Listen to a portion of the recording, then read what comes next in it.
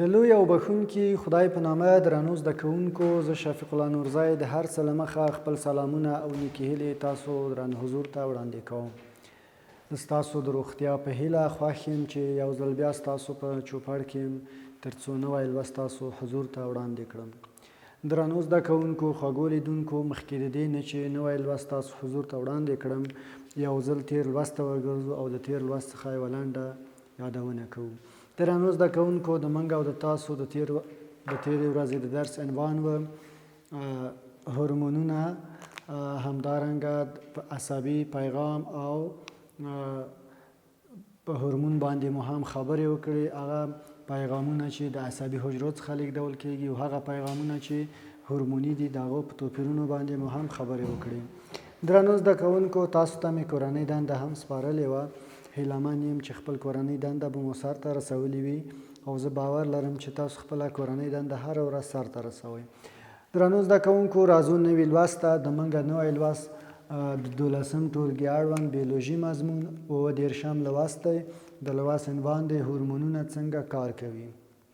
درنو زده کوونکو، په زړه پورې لوست دی. هیله من یم چې تر پایه پورې دا درس را سره تعقیب کړئ.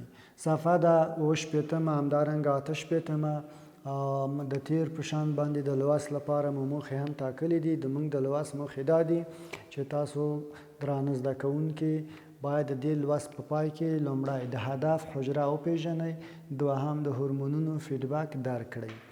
درنو زده کوونکو، کله چې موږ وایو هورمونونه څنګه کار کوي، نو په دې کې دغه د هورمونونو د تنظیم فیډبک میکانیزم او د هدف حجره دا پکې شامل دي چې په دې لوست کې به تاسو ته معرفي شي.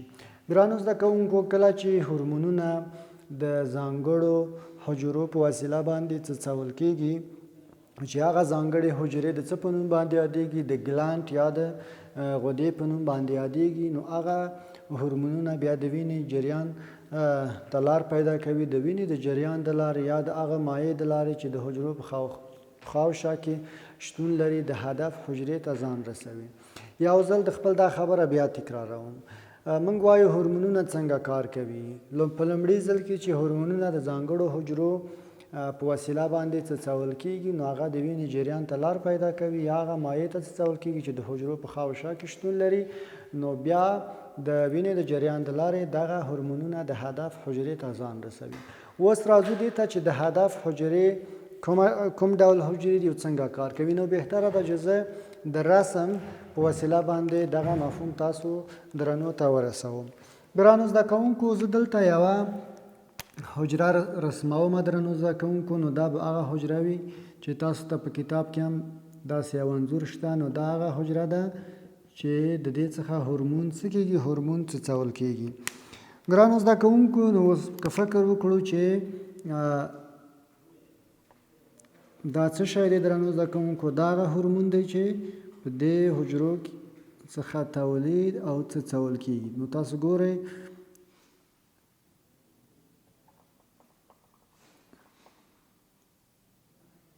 نو دلته زه باید یو د وینې رګ هم څه کړم، رسم کړم، چې ما د دې دپاره سور قلم ټاکلی دی. نو تاسو ګورئ درنو زده کوونکو، زه دلته د وینې رګ رسموم او فکر وکړئ چې دا هغه د وینې څه دي. درنو زده کوونکو، د وینې کرویات دي. نو تاسو ګورئ درنو زده کوونکو چې دغه هورمون راغلی دی د هغې حجرې څخه چې دا هورمون ترې څڅول کېږي، چې هماغه حجرې ته موږ څه وایو، غده وایو یا په لاتیني اصطلاح کې ګلانډ ورته ویل کېږي. نو دلته درنو زده کوونکو بیا دلته بله حجره باید ولرو. نو زه تاسو ته یوه بله حجره دلته رسموم چې دې حجرې ته موږ څه وایو. درنو زده کوونکو، دې حجرې ته موږ وایو د هدف حجره. دې ته موږ څه وایو درنو زده کوونکو، دې ته موږ وایو د هدف حجره. اوس دلته د هدف په حجره کې د وی په ډول باندې څه دي درنو زده کوونکو، د وی په ډول باندې جوړښتونه دي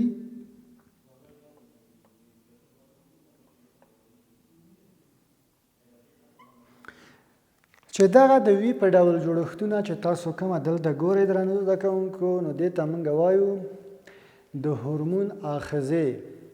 یعنې دا هغه جوړښتونه دي، البته د دې جوړښت پروتیني دی. کومه دغه د وی په ډول جوړښتونه چې تاسو ګورئ دې ته موږ څه وایو درنو زده کوونکو؟ دې ته موږ وایو د هورمون آخذې. نو د هدف حجره هغه حجرو ته ویل کېږي چې دغه پروتیني جوړښتونه ولري چې دا د هورمون آخذې دي، او هره یوه د هدف حجره د خپل ځانګړی هورمون اخلي او هغه باندې تاثیر کوي. درنو زده کوونکو داسې نه ده چې هر هورمون د بدن په هره حجرې باندې تاثیر وکړي. که چیرته داسې وای نو بیا د بدن د فعالیتونو میکانیزم به ګډوډ به، نو بیا به یو نظم او هغه ترتیب به پکې شتون نه درلوده، ځکه چې هورمون به نو په هره حجره باندې تاثیر کاوه، هیڅ ډول نظم به په بدن کې نه و. خو داسې نه ده، هورمون زید خپله ځانګړې د هدف حجرې ته ځان رسوي او هغه د هدف په حجرې باندې تاثیر کوي تر څو هغه یوه فعالیت ته چې هغه هورمون دغه فعالیت په اړوند وي هغه اړ باسي او هغه فعالیت یې مجبوروي. درنو زده کوونکو یوه ښه بیلګه یې هغه قلف او کیلي ده، په عام ډول باندې وایم، یا هغه زمونږ په پښتو ژبه کې کنجې هم ورته ویل کېږي، خو په عام ډول باندې قلف او کلید چې موږ ورته وایو، نو هره قلف د خپل مخصوص یا ځانګړي کلید لري چې هغه په هغه باندې خلاصیږي. نو تاسو ګورئ دلته همداسې یوه خبره ده. نو تاسو ګورئ درنو زده کوونکو چې دغه هورمون اوس راځي، په دې کې څه کېږي درنو زده کوونکو؟ لکه د قلف او کلید په شان باندې دلته پکې ځای په ځای کېږي. تاسو ګورئ درنو زده کوونکو یو ځل بیا تکراروم، د ځانګړو حجرو په وسیله باندې تاسو دلته ګورئ چې هغه هماغه غدې ورته ویل کېږي، هورمونونه څڅول کېږي. هورمونونه راغله چې د خپله په سره رنګ باندې په سره قلم باندې چې کومه د وینې رګ ما رسم کړی دی، د وینې جریان ته هورمونونه راغله. اوس د وینې د جریان د لارې درنو زده کوونکو دا هورمونونه رسیږي د هدف حجرې ته. اوس د هدف په حجرې کې تاسو ګورئ چې هغه ځانګړی پروتیني جوړښت چې موږ د هورمون آخذې ورته وایو، چې هغه لکه ما د مثال په توګه باندې ویل، تاسو فکر وکړئ چې دا قلف دی او هورمون کلي ده. نو تاسو ګورئ چې هغه هورمون راغی په دې آخذو پورې ونښته او ځان د هدف حجرو ته ورساوه. تاسو ګورئ درنو زده کوونکو په کتاب کې هم انځور راغلی دی چې دغه انځور په کتاب کې ډېر په واضح ډول باندې تاسو ته تشریح کړی دی. تاسو ګورئ درنو زده کوونکو چې دلته هغه حجرې دي چې هورمون ترې څڅول کېږي، راغلی دی د وینې رګونو ته جریان پیدا کړی دی او د وینې د رګونو څخه وروسته راغلی دی د هدف حجرې ته، او د هدف د حجرې هغه آخذو په وسیله باندې چې پروتیني جوړښت دی دا یې څه کړی دی؟ اخیستی دی. درنو زده کوونکو موږ او تاسې په خپله د هدف حجره وپېژندله او هغه میکانیزم یا طرز العمل باندې هم پوه شو چې څنګه د غدې په وسیله باندې هورمون تولیدیږي او بیا د وینې جریان ته ځي او بیا څنګه ځان د هدف د حجرې پورې رسوي او ځان ورپورې نښلوي. اوس راځو دې ته درنو زده کوونکو چې د هورمونونو د تاثیر یا د هورمونونو د تنظیم فیډبک څنګه دی. د هورمونونو د تنظیم فیډبک.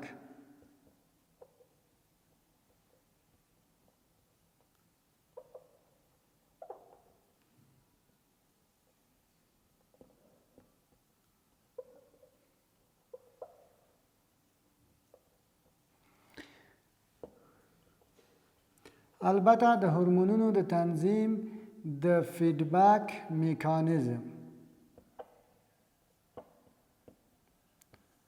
درنو زده کوونکو کله چې موږ وایو د هورمونونو د تنظیم د فیډبک میکانیزم، یعنی هغه شیوه روش طرز العمل څنګه دی. ګورئ تاسو فکر وکړئ، همداسې د خپل په ذهن کې داسې یو پوښتنه جوړه کړئ که چیرته هغه هورمون چې موږ جنګ او تیښتې ته اړ باسي، که چېرته دغه هورمون د تل دپاره همداسې جریان پیدا کړي نو بیا به څه پیښیږي؟ نو موږ او تاسو به بیا د تل دپاره جنګ کوو او یا به سختو فعالیتونو ته موږ اړ یو چې موږ سخت فعالیتونه ترسره کړو یا د یو پدیدې نه وتښتو. خو نه، داسې نه ده. کله چې اړتیا پیښیږي هورمونونه عمل کوي، خو کله چې بیا دغه اړتیا رفع کېږي، یعنې موږ بېرته نارمل حالت ته راګرځو، نو بیا څه کار کېږي درنو زده کوونکو؟ نو بیا هورمونونه بېرته باید هغه نارمل حالت ته راشي چې دغه ته موږ وایو د هورمونونو د تنظیم فیډبک میکانیزم. درنو زده کوونکو،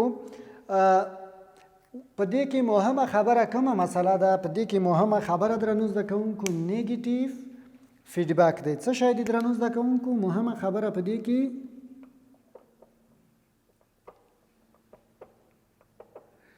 کې درنو زده کوونکو مهمه خبره دلته ای ده، په بښنې سره مهمه خبره په دې کې نیګیټیو فیډبک دی چې خپله دغه نیګیټیو فیډبک څه کار کوي.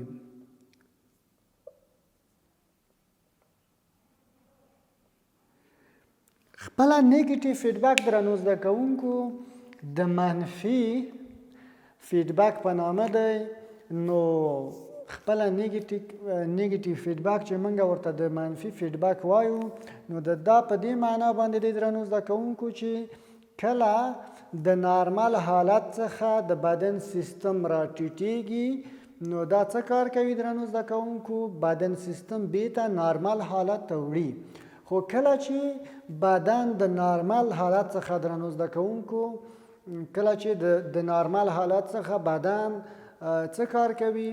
پورته کېږي، نو بیا هم د همدې نیګیټیو فیډبک دنده ده چې بیرته بدن څه ته راولي؟ نارمل حالت ته راولي.